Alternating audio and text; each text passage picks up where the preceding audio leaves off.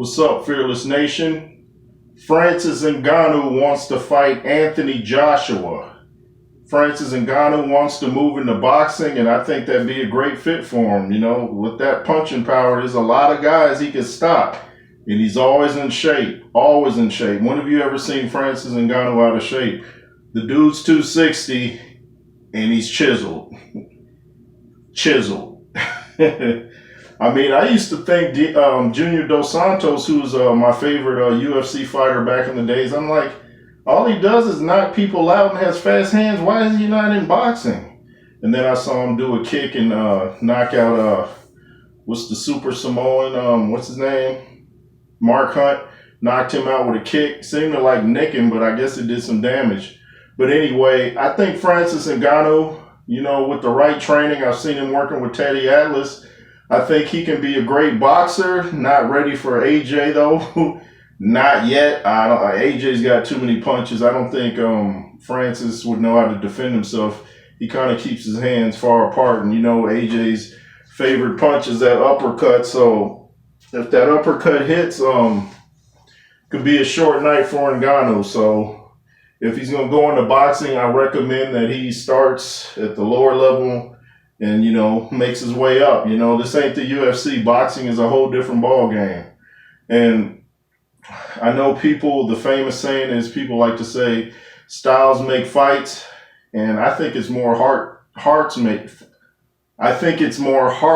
fights, because there's only so much you can do with your hands. You know, maybe styles make fights more in the UFC because you got, you know, jiu-jitsu, grappling, wrestling, you got all that. So styles may make fights in that, boxing, maybe even, I don't know, karate or something. But, you know, styles may make fights with that because you got so many different styles that you could use.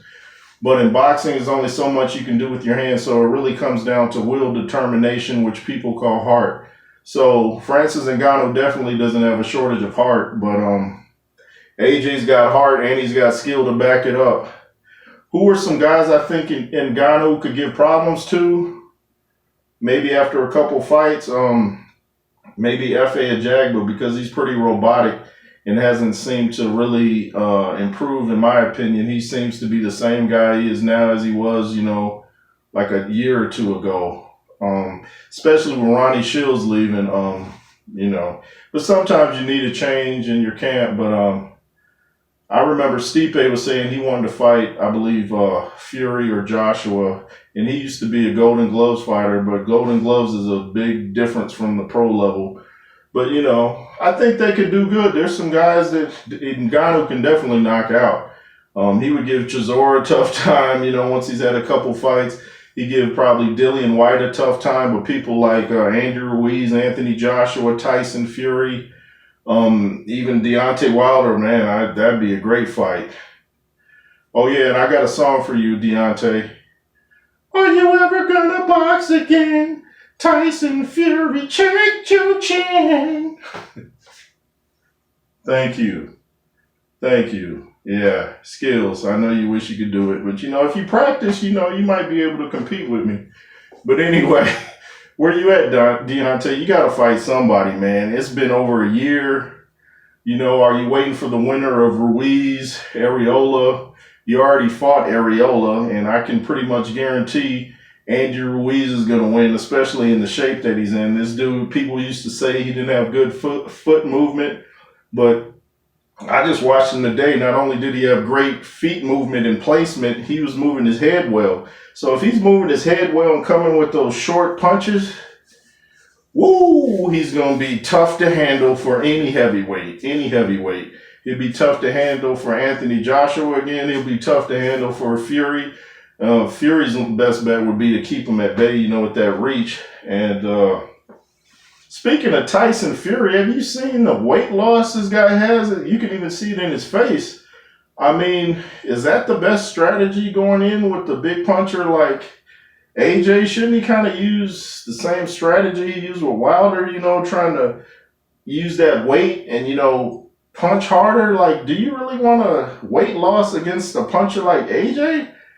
I don't know about this this weight loss journey. I know everybody's anxious to show on Instagram. All these fighters are trying to show how hard they're training. You know, I see Daniel Dubois, I see Dillian White. So I guess Tyson Fury's trying to say, hey, look, I'm in shape, but being emaciated doesn't really mean you're in shape. That just might mean you're starving yourself. So, I'd like to see, you know, how he looks, you know, in a tank top or something. Maybe he's been hitting the weights extra hard, but his face looks really sunk in. And I don't know. Some guys lose weight and it throws them off balance. It's like they're not used to it and their punches have nothing on it. So I don't know if that's a good strategy. I mean, Tyson Fury would know better than me how his body feels at whatever weight he's at. He knows better than me. But I just thought he fought the perfect fight against Wilder. So I know Wilder and Joshua are two different fighters, but still you want to have some pop on your punches to back someone like AJ up. You got to get his respect. And but I don't know. It's a lot of interesting things going on in the fight world. Ngannou beat Stipe, Andrew Ruiz and Areola's coming up, Chisora and Parker. Parker, yeah, I said before, Parker got rid of, what's his name, Kevin Berry or something like that. And I forgot who he brought. Oh, yeah, brought in Andy Lee, the guy that helped Tyson Fury. So Andy Lee might really help Parker to start, you know, sitting down on his punches and giving more of that, you know, finishing instinct. Stop boxing so much when you need to punch. It's like you can almost lure Parker into just, you know, a holding match and just boxing your way. It's like you have to force this dude to really come out and swing. He's got to have that on his own. If the other guy doesn't want to mix it up, then you just go in and get him out of there. Don't go 12 rounds. Nobody's going to want to see you fight the big guys. You have to start finishing people, Parker. And hopefully Andy Lee and Sugar Hill get you, I said Sugar Hill. Sugar Hill's a Fury.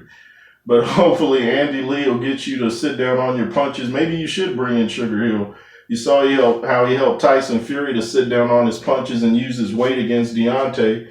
So, yeah. I was watching an interview with Lennox Lewis, and he was talking about how Emmanuel Stewart taught him to keep his hand in front of his mouth because he said Ray Mercer gave him a fat lip, and he said that's embarrassing, you know. So he said he used to keep his hand here, and Emmanuel Stewart said, keep your hand here, you know. If they come with a hook, what is it, just 2 inches, just slide it right here, but at least you're blocking your mouth, you know. When I used to box, I kept my hand here in front of my nose. I didn't want to get hit in my nose. Never got my nose broken. So it's a lot going on in the boxing world. Tell me what you guys think. Do you think Francis Ngannou is ready for Anthony Joshua or Tyson Fury? Do you think Stipe is going to come back to the UFC, or is he going to box, you know, and try to go at one of the big guys? If Stipe or Ngannou decide to box, like I said, start at the bottom and work your way up. It's the J. Roos Theory. Beat down the like button, comment, share, subscribe, and be fearless. Yay to the yay.